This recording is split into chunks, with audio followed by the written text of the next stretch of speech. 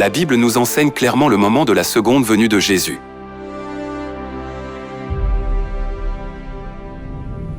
Instruisez-vous par une comparaison tirée du figuier.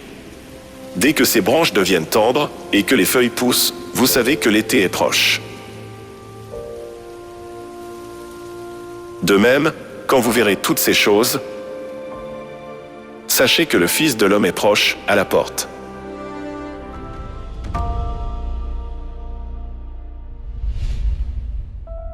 Il y a 2000 ans, lorsque les disciples de Jésus lui ont demandé au sujet de son avènement, de sa seconde venue, il leur a dit de s'instruire par une comparaison tirée du figuier.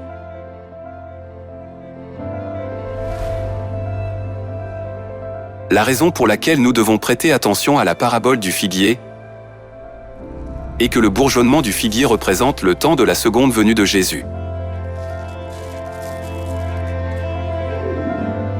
Alors, que représente-t-il spécifiquement le figuier? Et quand est-ce que ses branches deviennent tendres et que ses feuilles poussent?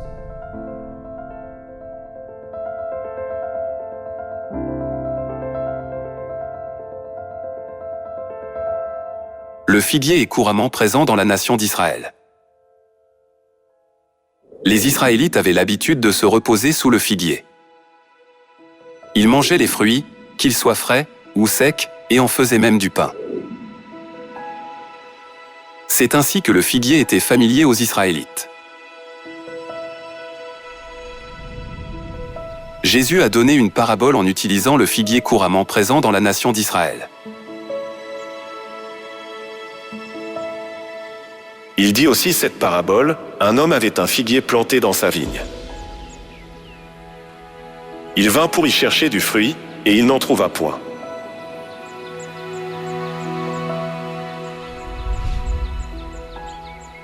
Voilà 3 ans que je viens chercher du fruit à ce figuier, et je n'en trouve point. Coupe-le, pourquoi occupe-t-il la terre inutilement?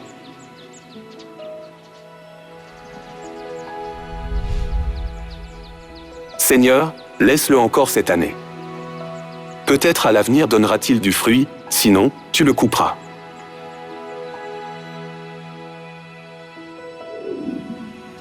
Le figuier devait être coupé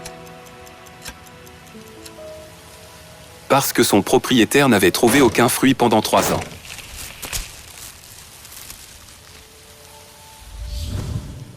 Que représente ce figuier? Ainsi parle l'Éternel, le Dieu d'Israël. Comme tu distingues ces bonnes figues, ainsi je distinguerai, pour leur être favorable, les captifs de Juda, que j'ai envoyés de ce lieu dans le pays des Chaldéens.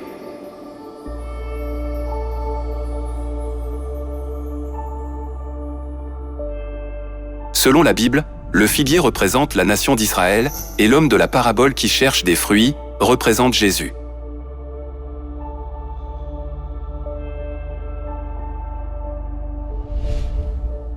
En réalité, Jésus a été baptisé à l'âge de 30 ans et a prêché l'évangile de la Nouvelle Alliance pendant 3 ans, mais il a été rejeté et a même souffert sur la croix.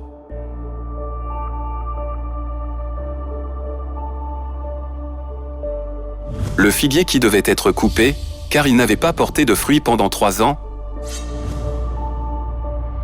était une prophétie sur la destruction de la nation d'Israël pour avoir rejeté Jésus. Par les paroles de Jésus, la nation d'Israël a été maudite comme le figuier, qui s'était desséché.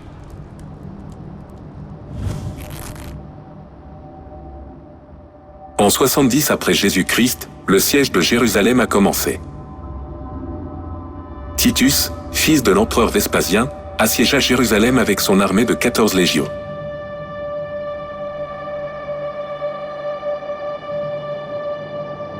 Les temples, les murs de la ville, toute la ville furent brûlés, ne laissant que de la terre.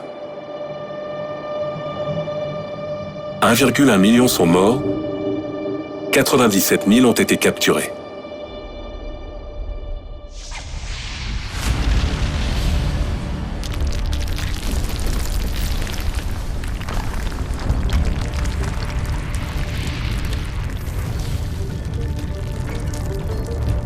En 70 après Jésus-Christ, après l'invasion de Rome, le peuple d'Israël est devenu un vagabond dans le monde sans patrie.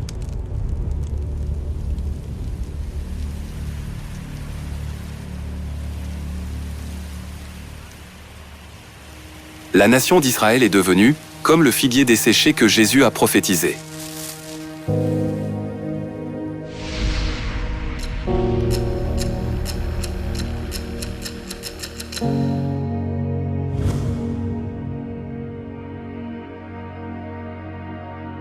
Étiqueté comme les meurtriers de Jésus, le peuple d'Israël a été discriminé et opprimé par les autres nations.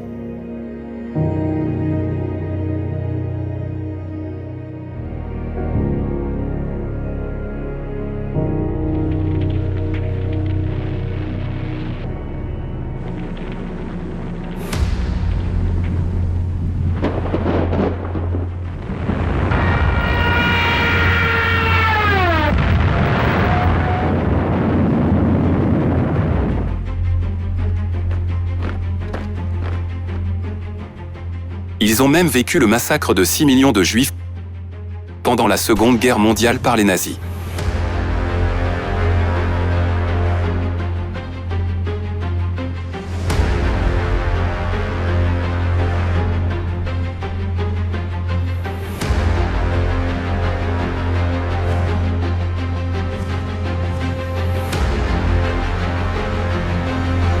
Ils tomberont sous le tranchant de l'épée, ils seront emmenés captifs parmi toutes les nations.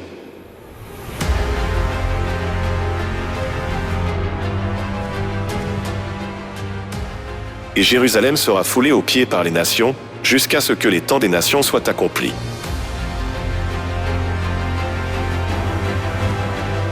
C'était aussi conforme à la prophétie de Jésus. Cependant,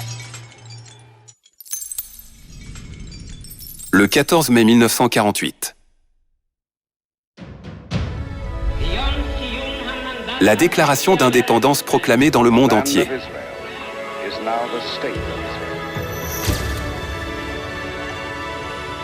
Par la résolution des Nations Unies, il a été déclaré que nous établirions notre propre pays et l'appellerions Israël.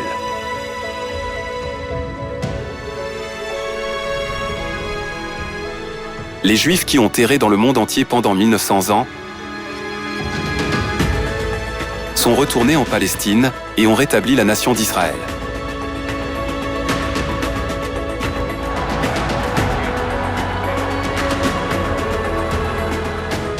Retourner dans leur patrie après 1900 ans était un miracle sans précédent dans aucun pays, ni dans toute l'histoire de l'humanité.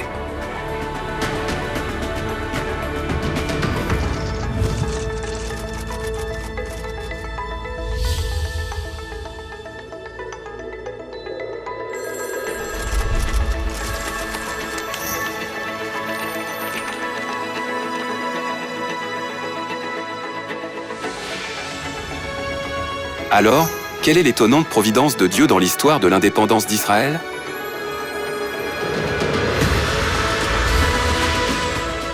Instruisez-vous par une comparaison tirée du figuier. Dès que ses branches deviennent tendres et que les feuilles poussent, vous savez que l'été est proche. De même, quand vous verrez toutes ces choses, sachez que le Fils de l'homme est proche, à la porte.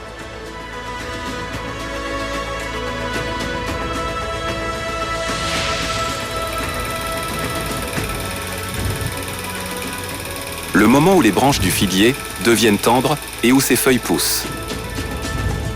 C'était en 1948, lorsque la nation d'Israël, décrite comme le figuier, a obtenu son indépendance. Le Christ venant pour la seconde fois est déjà arrivé et frappe à la porte de nos cœurs.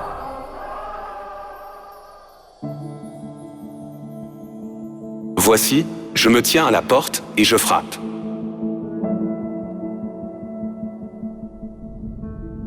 Et quand il sera venu, il vous conduira dans toute la vérité.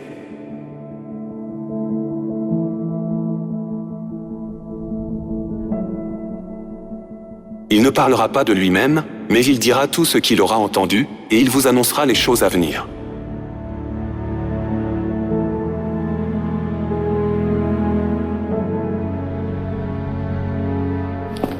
Il me glorifiera, parce qu'il prendra de ce qui est à moi, et vous l'annoncera.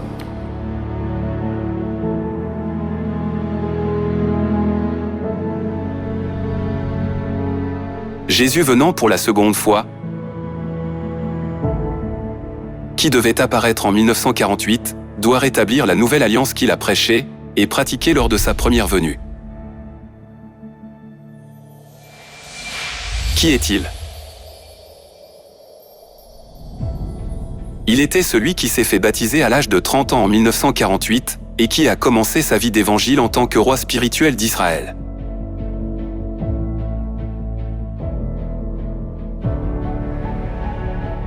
Il est le Christ Ansanron venant pour la seconde fois.